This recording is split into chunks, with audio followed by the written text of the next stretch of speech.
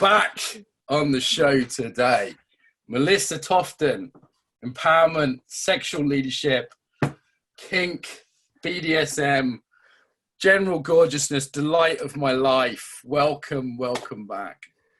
Thank you for having me again. Okay, so thank you. It's good to have you here. Your last episode has been one of the most popular ones. It's in the top 10.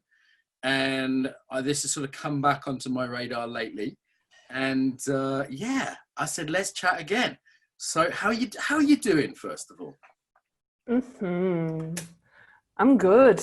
Yeah, I'm good. Yeah, and it was interesting to notice that it was one of the most popular ones, because I feel like you and I both felt a bit nervous about how people might respond to the conversation. Yeah, for sure. I mean, I think it was the first one we did on anything kind of sexual as a topic, you know, and then me and you are friends, we go back a little bit, and it's kind of like the vibe, you know, has a certain vibe there. So I was definitely not quite sure how that would land, but it seems like people enjoyed it. And, you know, interestingly, I'd say that was about maybe 2 years ago almost. And in that time, I think sort of things kinky have got more mainstream, wouldn't you say? For sure. Yeah. Oh my God. I feel like everybody and their auntie is like a tantra dakini, and like, you know, everybody all of a sudden, like, you know, even my mom like has a harness that she bought from H&M, you know. It's Your like mum has a harness. You know, my mom's like H&M. giving me like BDSM advice. It's like the world has changed. Wow, that's really shifted. That has really shifted. I mean, it was 40 Shades of Grey sort of started this, you know, this awful book that started the kind of trending. But I've definitely seen, like, you know, the young people as well are kind of cool. They're kind of groovy with this. And, you know, consent culture is much bigger, which has, you know, been a big thing, hasn't it? And people would just say now, like, fairly regular kind of thing. Oh, well, I'm a switch, you know, or whatever. There's YouTube channels with people on, and it's become, it's out of the closet a little bit. Right. Yeah. And also with that, I feel like everybody wants to be in the sex positive industry as well, because they're noticing that it's not so taboo anymore. It's like you can be a sex educator and have your mom and your grandmother or whatever in your family see your posts, and it's not, you know, you're not going to be not allowed to come over for dinner for Christmas anymore, you know. Right. It's like it's not the same way that it used to be. Yeah. It's kind of, it's I don't know, different people listen in different countries. Some of our Russian friends might be disagreeing, for example, but it's, you know, it seems to in the Western world have caught on a lot. Okay, let's take a step back then. So for those who didn't catch your first episode, tell us a little bit about your history, like how you got interested in the body and in this subject particularly. Yeah, I'm happy to share. So I come from a lineage of art and aesthetics, and the way that I fell in love with BDSM specifically, rather than the body. Let's say BDSM was my entry point into the body. That I used to be a fashion designer, like a fetish fashion designer, and I also used to ride horses, and I had this fascination of kind of equestrian inspired fetish clothing. So I got into making handmade leather goods. And then in my journey of making handmade leather goods for kinky people, I noticed that there was this fascination with the body, but it was through this kind of, I think you used the words pretty well. You said the pursuit of the vivid. Okay. Nice. I'm glad I said that. So that's good. Yeah. Some nice words. Yeah. I was like, I wrote that down. It was really good. Yeah. And so my journey into the body has been going from intensity, going from hardcore, like you could say like the extreme sports of the sex world, and also of the yoga world, like Ashtanga yoga. So I met you in a yoga studio originally, didn't I? The legend is that I was in this yoga studio full of very middle-class, boring-looking people, and then you walked in and sort of dressed in black leather and threw down this black mat in front of me, and I was like, "We're gonna be friends." So, I was behind you actually, but yeah. You remember the positioning. Let's not read too much into that. Who remembers the positioning of who where? You were behind me, were we? Okay, well, I'm glad you had a nice view for the session. Yeah, and so I used to be all about like, I can do everything, you know, I can stand in the fire, I can take it all. And then and then just after our podcast, actually, I had some beautiful, humbling experiences in the body of re-traumatization and of really becoming aware of just how sensitive I really am. And through that, I already started my journey into embodiment anyway. However, rather than it being a hobby, it became a necessity. So you got into the sort of kink first and then the embodiment later, but then realizing that was very central, very core to what you were most interested in. Because I think I've seen your journey over the last few years of kind of more and more trauma-based stuff, embodiment-based stuff, kind of wider picture. Totally. If I'm hearing that right. Yeah, that's right. And I needed to have that embodied, you know, a lot of people right now, there's like so much, it's almost like the new workshop trend is to be a trauma-informed facilitator. Everyone's trauma-informed. Right? Which is super, super, like, fuck yes to that. Wasn't the case. Like when I met you in the yoga world, it was just starting as a conversation. Yoga was just realizing that trauma was a thing, and maybe we shouldn't be, you know, creeping up behind people in a yoga studio, Melissa. You know, like people trauma informed at that point. So, okay, let's take a step back. What are we talking about here? Maybe people have heard kink or BDSM. Maybe they think it's like some creepy German guy dressed in leather or whatever. Like maybe they think it's like something sexy and cool. I don't know. So maybe we should just take a step back and maybe like say, what do you mean when you're talking about these things? Yeah. So what I mean when I'm talking about kink, well, what I focus on is power and how power shows up in the most subtle and obvious layers in an erotic interaction.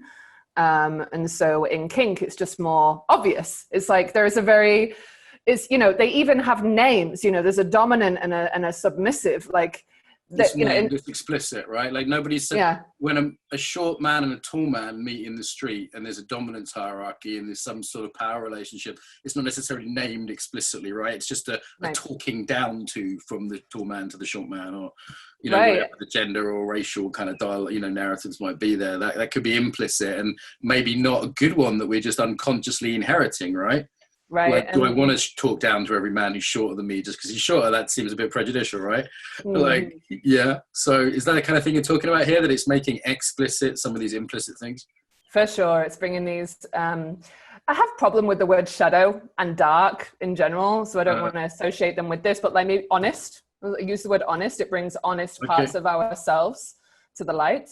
Because it's like in civilization, we're all pretending we're nice people, but part of us kind of wants to choke someone or whip someone or be tied up or be choked, or, you know, part of us is that's there for, I would say, all of us to different degrees, right? Like, are you in touch with that part of you that wants to be victimized or oppressive, that part of you that wants to be violent, that part of you that like, and what is lost when we're not in touch with that part? Because someone says like, that's good, we're civilized people, it's good not to be in touch with your urge to beat someone, surely that's a good thing. How would you respond to that? What is lost is that it's the compromise of our full expression of ourselves. It's like we're not really getting access to the full spectrum of our possibility of how we can really fully show up in the world. And in order to be able to like fully show up and with certainty and be like, this is my dharma to the world, this is my purpose, I need to also have a look at and confront those parts of myself that I maybe don't want to like show to my whole like Facebook feed or whatever, you know. It's like right because in a time. Are you okay if I jump in like this occasionally, Melissa? Yeah, I love it. I love it. I love the way we... Yeah, I kind of assume it. Just get to get permission. So there's a way in which, in this public space of social media and public domain, there's maybe some things that are a little bit vulnerable to be explored, or we might get judged for. You know, I noticed myself earlier when I said, hey, we all want to choke people out, right? Like, I can imagine people going, you know, writing, you know, emails like, oh, Mark says he's a violent guy, he wants to choke people, oh my God. You know, and it's like, okay, that's a pretty difficult thing to say in public. And there's definitely other places I would not go in public, though I would happily admit to you privately. And we need those spaces where we can explore those parts of ourselves, even if only to say, you know what, I absolutely never want to hurt a fly in my life. And personally, my experience of people who are into kink is that they're more kind and less dangerous if it's conscious kink. That I feel safer around those people because they're owning a side of themselves that they won't then accidentally slip into. For sure. Yeah, that is like, you're hitting the nail on the head. That is exactly what I'm excited about creating these spaces where people are alchemizing these honest parts of themselves. It's not about, I'm not necessarily saying, oh, there's this part of you that wants to take, then we should find spaces where you can just take as much as possible. Right. It's about no, there is, in every one of us, there is the desire to create. Yes. Yeah. You know, that gets promoted. We get allowed to create most of the time. I feel like, especially men, like male socialized people, get given permission to create and express a lot. None of us, even and especially men, especially in the post Me Too era that we live in, nobody gets permission to take. Right. Like, yeah. Okay. And that they're honest parts of us. And so it's like, we want to have safe containers where we can have ethical and harmless expressions of those truths, of those creative and destructive truths. And the thing about BDSM is that it gives us an opportunity to do both of those things at the same time. Yeah. Because it's like we're creating this scene, even like BDSM experiences are even called scenes. So you should explain what that is for people. Like, what is a scene? So a scene is almost like a ritual, an experience. Any kind of BDSM experience is usually called a scene because it has a strict structure. There is a beginning, a middle, and an end. There is before scene negotiation, where you would talk with somebody about what's going to happen. It's like, I have spoken to so many different people in different kind of similar body-based ritual containers, like wrestlers, porn stars, and they all have the same scene way of seeing these experiences. Okay, because it gives a frame that creates safety, doesn't it? Right. And in BDSM, we mean very literally as well as emotionally, that it's like, okay, you're going to slap me this way, but not this way. You can touch my face, but you can't leave marks. If I say stop, this is the safety word. This is, this is how it's going to end. It lasts for this long, and this is the aftercare that I need. So, we feel good afterwards with each other. And there's a beginning and a middle and end there, and there's a structure to it. And that has made the potential for a lot of consciousness around things, because the average couple just having normal Friday night sex probably wouldn't do that. There wouldn't be the same level of discussion, because it doesn't have to be, right? Like, if I'm going to put a plastic bag over someone's head, there better be some fucking discussion as to what's going on. Just practically, right? Yeah. And then emotionally, we're playing with fire too, right? Like, there's potential for people to be re-traumatized, to be upset, to feel degraded. There's all sorts of potential stuff there emotionally. For sure. And that, I would say, I want to almost like rewind to the beginning of the chat where you were saying, like, it's normalized now. Like, my mum's wearing a harness and probably has like a whole cupboard of floggers, and like my stepsister, who's like 7 years younger than me, probably has a collar. Like, all of this, like, everyone's stepping into it, which, there's the liberation, there's like the pro-liberation, pro-sex positive part of me that's like, yay. And then there's the other part of me that's like the newly found part of me that's the more sensitized part of me that's like, oh, I really hope that people are aware of how sensitive we are, and that these are super edgy games.